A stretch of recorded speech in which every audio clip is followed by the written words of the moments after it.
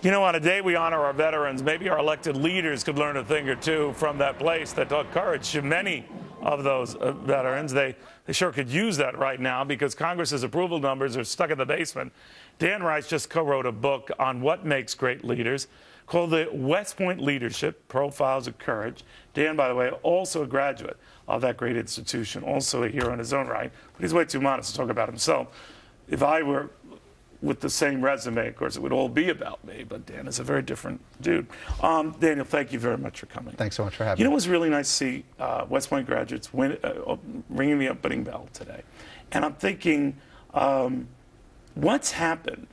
These are real heroes, and they're coming to a place and at a time where we either seem to forget what makes a hero or our political leaders don't do anything remotely heroic. What happened? Well, the bell ringing was really fantastic, and to see 15 West Point CEOs ringing the New York Stock Exchange bell, along with the chairman of the New York Stock Exchange, who's also a West Point graduate, and the superintendent, was really special. And I think the leadership that's trained at West Point, you know, the principles are timeless. From the time West Point was founded in 1802 to the current cadets that are graduating, the principles of leadership are timeless. And I think through our book, we hope to tell inspirational stories that will inspire anyone from a CEO to a congressman. But they're all selfless stories. They're all about putting country before yourself, no finger pointing, no blame. That seems out of step with today. They are. It was really interesting to start the book. And by the way, it wasn't just myself. It was a team effort. There were 25 contributing authors and about 200 people involved. But to approach a CEO or a four-star general or an ambassador and ask them to be in the book, almost universally, they all said, you know, I don't deserve to be in that book, you know, that's for heroes. So their own framework was that they don't deserve to be in a book about West Point. So their humility and their humbleness came through immediately from the start. They could never be TV anchors, that's clear. But they're all type A personalities, too. They're take charge. So where do you draw the line or lessons to be learned with take charge, command personalities who don't let their ego get to the point of dominating their decisions?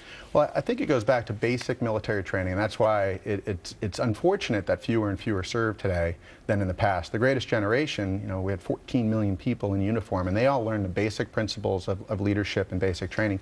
In the end, a lot of them were drafted, though, right? A lot of them were drafted involuntarily, whether they volunteered or involuntarily, and that's why this generation that's actually serving, I think, is also so great, because they're all volunteering, 100%. Do you think we should have a draft? Would that address a lot of this? I think it would be a huge benefit to the nation, but I don't think it would be politically possible to do so. But that's why I think to learn principles from those who have served for those who haven't is so valuable. And that's why a book like this, which has 200 inspirational stories of astronauts, of generals, of presidents, of CEOs, that the stories can tell the leadership principles in a way that people who haven't had the opportunity to serve can learn those basic tenets and principles of leadership. You know what I've noticed among a lot of West Point stars is because they've been in battle, they're very reluctant to pull the trigger in battle.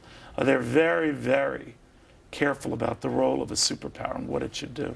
I agree, and I think MacArthur's final speech to the Corps spoke about that entirely. You know, when he said basically the soldier hates war more than anyone.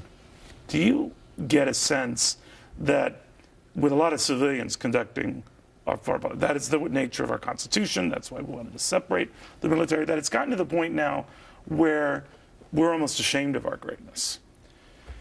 That's a great question. I do think that with fewer and fewer having the opportunity to serve, that they may be more likely to go to battle without their experience. But I do think that the number of people that have influence at the highest levels that have served provide a balance to those who haven't. Do you think going forward that America's place in the world just won't be what it was? West Point training or not, the message is we are a declining power. Obviously, West Point cadets don't share that. But that's a prevailing view. I think anytime there's a prevailing view, I think it's where leadership actually comes through, where people can say, you know, we're the greatest country on earth, and but we're almost afraid to say that. I think that's unfortunate that some are. I'm not afraid to say that, and I think you know, the people who can have that optimism and that unbridled enthusiasm and go forward and say we will continue to be great, and whether we have a deficit or we'll overcome all that, and that's where the leadership And we have West Point graduates right now in Congress on both sides of the aisle. That's and right. That's where I like to see them providing that leadership. Senator Jack Reed from Rhode Island. We have Congressmen Pompeo, Guthrie, and Shimkus. All parties represented. Both parties. Yeah. And they lean across the aisle, and that's what I think we need more of. People to be able to lead with courage, conviction, and selflessly, not trying to protect their own job to try to get reelected, but do the right thing. If they don't get reelected, they did the right thing either way. Well put. Daniel Rice of West Point Leadership, Profiles of Courage. It really makes you step back and think. Anyway, Target's putting a bullseye on Turkey Day. Did you hear about this? And now it's shoppers who are crying foul. I wonder what West Pointers think of this and say, "You're shopping. Shut up."